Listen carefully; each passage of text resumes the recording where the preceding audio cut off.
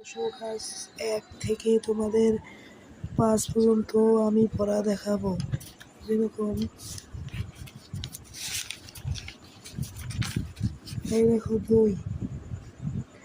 2 থেকে পড়া দেখো। এখানে লেখা রয়েছে কি রুটি, সবজি, ডিম, ভাত, মাছ, সবজি, ভাত দুপুরে। আবার রাতে সবজি, খিচুড়ি, সালাদ।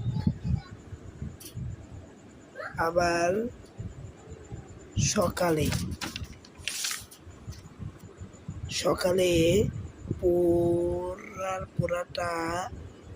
পরাটা, কলিজা, ভুনা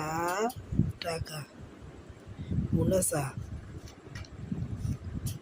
আবার দুপুরে ভাত, সবজি, ছোট মাছ।